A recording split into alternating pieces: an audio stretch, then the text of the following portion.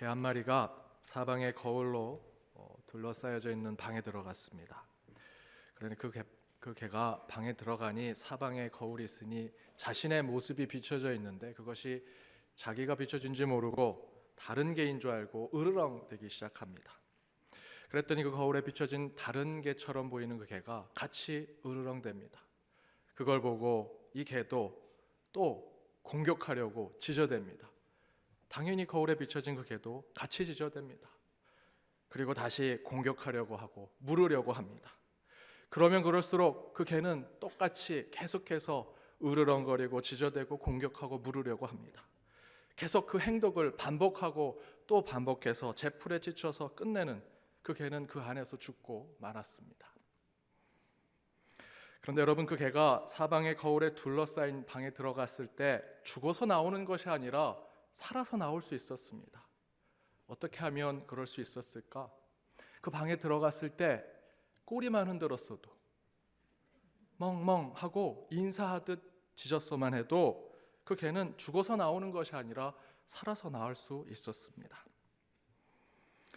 저는 우리 인간의 만남이 이 거울과 같다라고 생각합니다.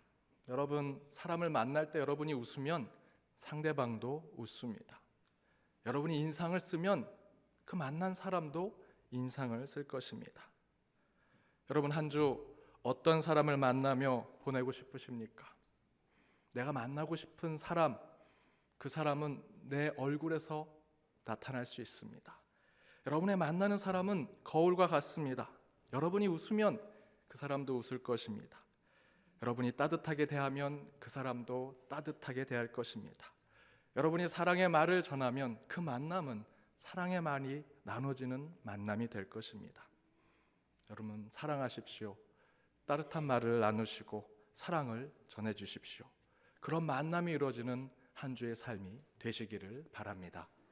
우리 옆에 있는 분들과 이렇게 인사 나누길 원합니다. 웃는 모습이 참 아름다우십니다. 웃는 모습이 참 아름다우십니다. 웃으면서 얘기하셔야 됩니다. 맨 얼굴로 하시면 안 됩니다. 웃으면서.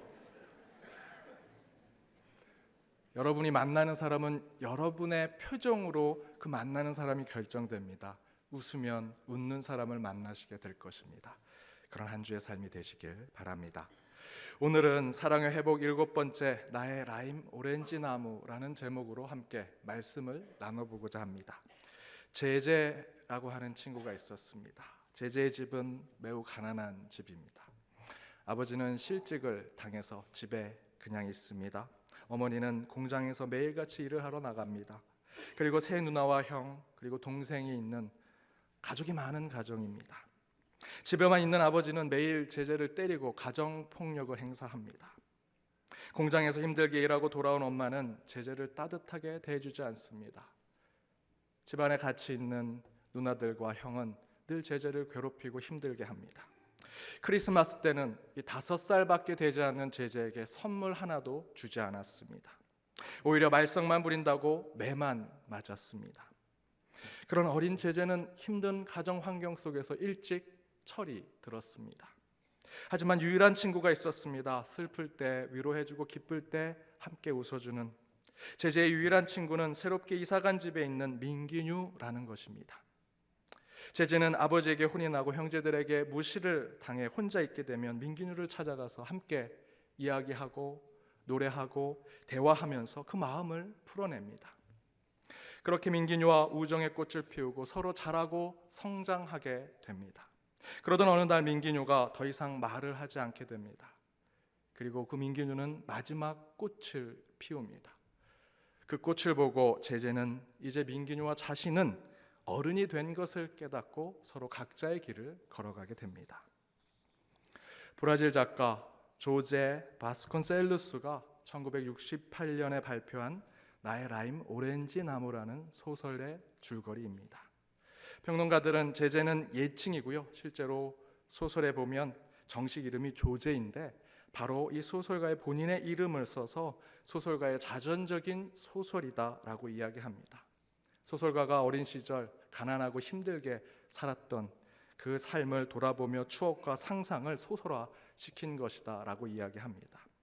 그런데 바로 제재를 일찍 철들게 하고 힘들고 어려운 환경 속에서도 어른으로 잘 자라게 해준 것이 곁에서 눈물을 받아주고 함께 웃을 때 함께 기뻐해 주었던 민기뉴였습니다. 그런데 민기뉴는 사람이 아니라 제목대로 라임 오렌지 나무였습니다. 사람들에게 상처를 받고 고통을 받았던 제재가 유일하게 위안을 받고 기쁨을 얻었던 대상은 사람이 아니라 나무였다라는 것입니다. 우리도 그런 성장기의 추억을 가지고 지금 이 자리까지 왔다라고 저는 생각이 듭니다. 어린 시절 반려동물과 함께 살아오신 분들은 그 동물과의 추억을 잊지 못하시는 분들이 참 많으십니다. 학창시절 공부가 힘들고 반의 학생들과 서로 경쟁하는 것이 괴로워서 뒷동산에 올라가 산을 동무 삼아서 산을 벗삼아서 그곳에서 그 어려움과 힘듦을 이겨내는 분들도 계셨습니다. 저는 아주 어린 시절에 팔당댐 근처에 살았습니다. 그런데 비가 많이 와서 저수지에 물이 많이 모일 때 댐 수문을 열면 그래서 방류하게 될 때 그 물이 내려오는 모습이 장관입니다. 그래서 저는 어머니와 집 뒤에 있는 큰 바위에 앉아서 그 댐 수문으로 방류하는 그 장관을 함께 지켜보곤 했습니다. 그러면 저의 그 답답한 마음이 싹 내려가고 마음이 평안해집니다. 제가 이렇게 얘기하니까 10대 사춘기 때 아마 그랬나 보다 여러분이 생각할지 모르겠는데 저는 그때 라임 오렌지 나무의 소설의 이 제재와 똑같은 5살이었습니다. 저도 일찍 성숙했는지 댐물이 방류할 때 참 신나고 기분 좋고 이 답답한 마음이 싹 내려가는 마음이 들었습니다. 누구나 어린 시절 사춘기 때 나를 성숙한 어른으로 만들어줄 친구가 있었을 것입니다. 그런데 오늘 나눌 말씀은 바로 그 성장기 때 나와 함께했던 자연 속의 친구, 그들에 대한 이야기를 나눠보고 싶습니다. 더 나아가서는 저는 참된 사랑의 회복은 사람과의 관계 회복을 하는 것에서 하나님께서 창조하신 피조물, 이 창조 세계와 인간이 깨어지고 망가진 이 관계를 회복해야만 진정한 사랑 회복이 이룰 수 있다는 말씀을 함께 나눠보고 싶습니다. 아니 목사님, 지금 사람과의 관계도 너무 힘듭니다. 그런데 어떻게 자연과의 관계를 회복해서 사랑을 회복하라니요? 그건 나중에 얘기합시다 라고 말씀하실 수 있습니다. 그렇게 생각해서 나온 현재 우리가 겪고 있는 문제들을 여러분 돌아볼 필요가 있습니다. 산업화로, 공업화로 산을 깎고 나무를 베어서 공장을 짓고 빌딩을 지어서 나무가 사라지고 강물이 메말라버리고 곳곳의 땅은 사막화가 진행되고 있습니다. 그러면서 수없는 먼지들이 만들어지지요. 그 먼지와 함께 공장에서 뿜어나오는 연기와 수많은 차들에서 나오는 매연이 섞여서 지금의 미세먼지가 만들어진 것입니다. 중국과 몽골이 문제입니까? 아니요. 대량 생산으로 단가를 낮춰 편하게 물건을 사용하고 사려고 하는 메드 인 차이나를 선호했던 수많은 선진국의 사람들 때문입니다. 세상에 편하고 값싼 물건을 얻고자 했던 세상 사람들 때문에 중국은 산을 깎고 나무를 베고 바다를 메워서 공장을 짓고 건물을 세워 곳곳이 사막화가 되면서 지금의 이 미세먼지들이 나오게 된 것입니다. 저와 여러분, 대한민국은 죄가 없습니까? 아니요. 지금 그 죄값을 우리가 치르고 있는 것입니다. 유럽과 미국은 수만 톤씩 그들의 쓰레기를 중국과 동남아시아, 아프리카 나라로 수출하고 그 후진국 나라에게는 쓰레기를 그들이 받는 대신에 돈, 달러를 갖다 줍니다. 하지만 그 돈은 그 백성들에게 혜택으로 가지 않습니다. 그 나라에도 높은 자리에 있는 사람들만 배부르게 하고 그 백성들은 수입된 그 쓰레기 더미 위에서 먹고 자고 그 찌꺼기를 먹고 살아갑니다. 여러분, 자연 환경을 지키고 보호하는 것이 인권, 사람을 보호하는 관계와 상관없다고 생각하십니까? 자연을 지배하고 내 마음대로 할 수 있다는 마음을 가지고 있다면 그 정신은 그대로 가난하고 연약하고 나약한, 나보다 밑에 있다고 생각하고 나보다 모자라다고 생각하는 그런 사람들에게 자연을 지배하듯 사람에게도 지배적이고 권위적으로 행하는 것이 바로 인간입니다. 자연을 보존하고 환경을 지키는 것은 인권과 매우 밀접한 관계를 가지고 있습니다. 따라서 반드시 우리 인간은 참된 사랑을 회복하기 위해서 하나님의 창조 세계와 회복을 이루지 않는다면 결코 그 사랑은 온전하게 회복될 수 없다라는 것입니다. 저는 이것을 구체적인 우리 신앙 가운데 특별히 신학화의 구체적인 것으로 접근해 보려고 합니다. 여러분, 예수님의 탄생과 죽음을 끝까지 지킨 자가 누구라고 생각하십니까? 그 육신의 부모였던 어머니였던 마리아. 그렇게 생각해서 천주교는 마리아를 신성에 가깝게 받아들이고 종교의 대상으로도 보고 있기도 하는 것 같습니다. 또한 여성들은 그런 마리아의 위대함을 생각해 페미니스트적인 관점에서 마리아를 생각했는지도 모르겠습니다. 그러나 예수님의 탄생과 죽음을 끝까지 함께 했던 이는 결코 육신의 어머님 마리아는 절대로 아닙니다. 그런 목자와 같은 가난한 사람들이 예수님의 처음과 끝을 같이 했을까? 그래서 가난한 자들만을 위한 신학을 하신 분들은 예수가 가난하고 약하고 힘없는 자들만 위해 이 땅에 왔고 그들을 구원하는 것이 우리의 신앙이다, 약자와 가난한 자들을 구원하는 것이 우리 교회가 해야 할 일이다라고만 이야기하십니다. 일부분 동의할 수 있지만 그들이 정말 예수님의 처음과 끝을 같이 하며 예수님을 지켜드리고 또한 예수님도 그들을 구원하는 것에만 매달렸을까 하는 것은 저는 의구심을 가지고 있습니다.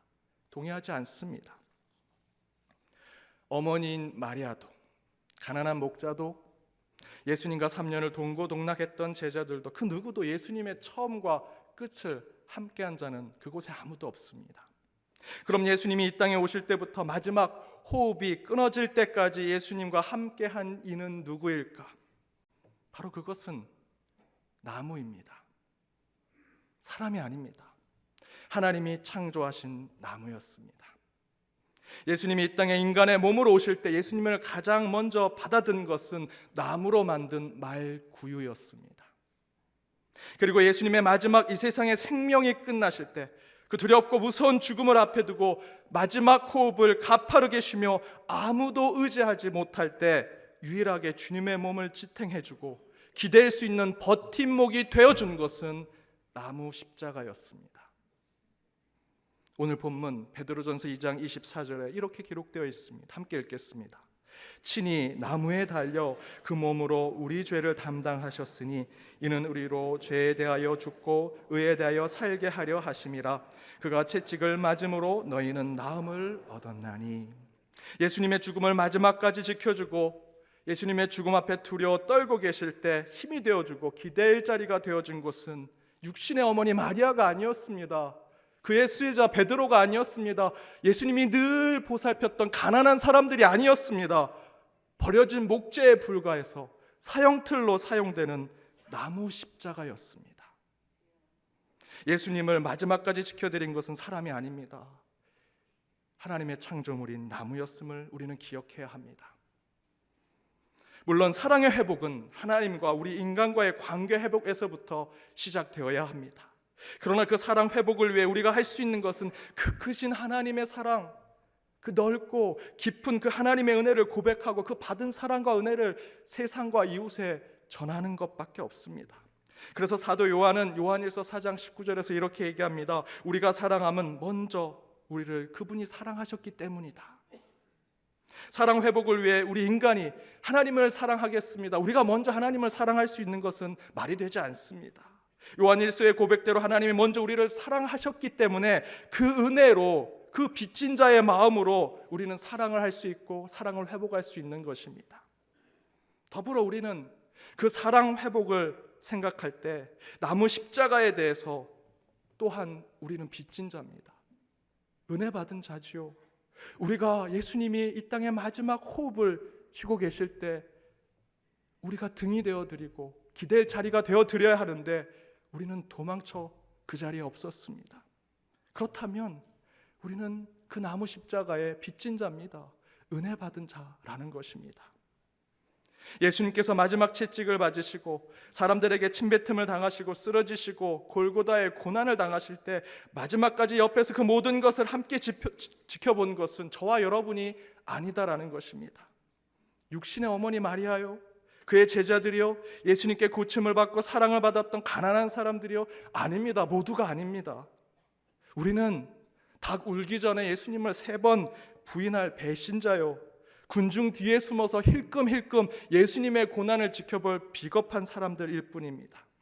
그런데 그런 예수님이 죽기까지 쏟아지는 그 고난과 박해를 함께 겪고 함께 의지한 것은 예수님 등 뒤에 얹혀져 있는 나무 십자가였다라는 것입니다. 그렇다면 우리는 그 나무 십자가에 은혜 받은 자지요, 빚진 자라는 것입니다. 여기서 나무 십자가는 하나님이 창조하신 모든 자연 세계를 상징하는 것입니다. 그런데 우리는요, 여전히 그 나무를 열심히 베어내고 지배하려고 하고 짓밟아 사용하려고 합니다. 예수님의 죽음 앞에 아무 말도 하지 못하고 사람 뒤에 숨어있던 우리는 예수님의 죽음을 마지막까지 지켜드렸던 그 나무와 그 자연 세계에 감사해야 하는데, 도리어 우리는 그 하나님의 창조 세계를 지배만 하려고 합니다. 이용만 하려고 한다라는 것입니다. 하나님이 세상을 창조하시고 보시기에 좋았더라, 야, 내가 창조했지만 참 아름답다 라고 말씀하셨던 이 세상은 저와 여러분 때문에, 우리 인간 때문에 오염되고 더러워지고 썩어가도 우리는 무슨 생각을 합니까? 우리만 좋으면 돼, 우리 신앙만 좋으면 돼, 우리 교회만 부흥하고 성장하면 돼 라는 헛된 만족으로 잘못된 신앙생활을 하고 잘못된 교회론을 가리키는 교회가 너무나 많습니다. 과거의 한국 교회에서는 우리 남자 성도님들께 죄송한 이야기지만, 특별히 남선교회에서 안수집사에서 야유회를 가면 이렇게 얘기하셨습니다. 오늘 개 한 마리 잡으러 간다. 멍멍이탕 먹으러. 공경원이 그렇게 말할 때가 있었습니다. 이것이 교회 공동체에서 있을 수 있는 일이겠습니까? 하나님의 이름으로, 사랑하는 사랑의 하나님의 이름으로 한 공동체가 친교하고 교제를 나누는 자리에서 하나의 생명을 잔인하게 죽어야 한다는 것이 여러분 말이 됩니까? 사실 이렇게 말하는 저도 어제 청년부 수련회 때 삼겹살 파티에서 고기를 먹었습니다. 하지만 늘 생각하는 것이 있습니다. 이제 교회가 먹거리에 대해서도 신앙적으로 생각할 때가 되었다라는 것입니다. 곧 음식에 대해서 창조 세계를 생각하고 보존하고 아낄 수 있는 차원의 교회 먹거리를 이제 신앙 가운데 찾아야 한다라는 것입니다. 무조건 400명, 500명 식사를 준비해야 돼, 그러면 아무 반찬, 아무 음식 준비해도 괜찮아 라고 생각하는 것에서 이제 교회 먹거리에 대해서도 어떻게 환경을 생각하며 우리 성도들에게 건강한 음식을 먹일까라는 생각을 해야 한다는 것입니다. 또한 교회 음식 쓰레기는 세상보다 더 많이 줄여야 합니다. 또한 저희들 가능한 저희 교회에서는 일회용품을 사용하지 않아야 합니다. 제가 식당에 내려가 보니 저희 교회는 일회용품을 식당에서 많이 사용하지 않습니다. 거의 사용하지 않습니다. 그래서 접시와 국그릇을 저희는 다 설거지합니다. 그래서 설거지하는 당번이 구역별로 정해져 있는데 그 구역에서 잘 안 온다고 합니다. 여러분, 말로만 환경보전, 미세먼지 문제라고 여러분 정부 탓하고 중국 탓하지 않습니까? 우리 환경 지켜야 돼, 자연 보호해야 돼 라고 여러분 말씀 많이 하지 않습니까? 교회에서 하실 수 있습니다. 우리 일회용품 사용하지 않습니다. 설거지하는 그곳에 여러분 헌신하고 나아가십시오. 설거지하는 그곳, 우리 교회에서 가장 보이지 않는 곳입니다. 그곳에서 충성한다면 하나님의 창조 세계를 보존하시는 것입니다. 다른 데서 구호 외치지 마십시오. 다른 곳에서 자연 보호한다고 말씀하지 마십시오. 교회에서 가장 보이지 않는 자리에서 여러분 헌신하고 수고하십시오. 여러분, 왜 식사기도 하십니까? 제가 이 질문을 했더니 어느 성도님이 그런 질문 하지 마세요, 왜 그러냐고 여쭤봤더니 저는 5,000원 이하는 기도하지 않습니다 라고 얘기합니다. 5,000원 이하든 이상이든 여러분, 우리 식탁에 놓여진 모든 음식은 이전에 생명이었습니다. 따라서 우리가 식사기도 해야 하는 이유는 하나님의 음식을 주신 것 감사합니다. 음식을 준비한 손길에 감사합니다. 더불어 이 음식이 이 식탁에 올라오기 전까지 생명이었는데 우리를 위해 희생하고 자기 몸을 나눠주려고 하는 이 창조 세계의 생명을 위해 또한 기도합니다 라는 마음으로 여러분 식사기도도 하셔야 합니다. 지난 주일에 우분투에 대한 말씀을 드렸습니다. 우리가 있기에 내가 있고 내가 있기에 우리가 있다. 그런데 여러분, 이 우분투를 사람과 사람의 관계에만 머물게 해서는 안 됩니다.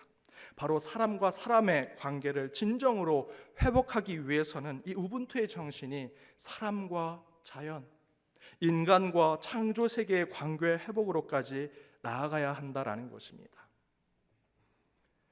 2004년 노벨 평화상을 받은 왕가리 마타이 박사가 있습니다. 이는 바로 우분투 정신을 인간과 인간의 관계에만 머물지 아니하고 인간과 자연 세계, 사람과 환경의 관계까지 연결해 운동을 펼친 사람입니다. 이 왕가리 마타이 박사는 영국 식민지 노예 부모로부터 태어나서 미국에서 최초로 동아프리카 여성으로 박사학위를 받은 자였습니다. 그리고 케냐로 돌아와서 나이로비 대학의 첫 여자 교수가 되었습니다.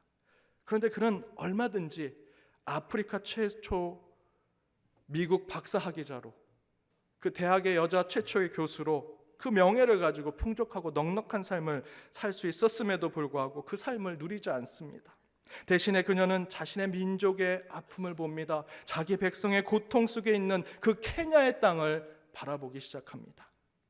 그래도 한때 비옥하고 풍족했던 케냐는 열강의 식민지 속에서 자본주의자들의 무분별한 개발과 성장 논리에 빠지면서 모두가 잘 살았던 그곳이 가난하게 되었습니다. 물이 풍족했던 케냐가 물 부족 국가가 되었습니다. 영양 결핍이 곳곳에 자녀들에게 나타납니다. 더 심각한 것은 무분별한 나무 벌채로 벌거숭이 산이 곳곳에 만들어지고 자연이 파괴된 것입니다. 바로 그런 케냐의 상황을 왕가리 박사는 깊이 있게 관찰했습니다. 그리고 그가 내린 결론은 이 케냐의 가난한 사람들을 위해 인권 운동을 하겠다, 가난한 사람들을 위해 그 목소리를 대변하는 것으로 세상이 바뀐다고 그는 생각하지 않았습니다. 대신에 그는 바로 이 일을 했습니다. 나무를 심는 것입니다. 나무를 심는 것은 단순히 자연을 보호하는 것에 머물지 않습니다.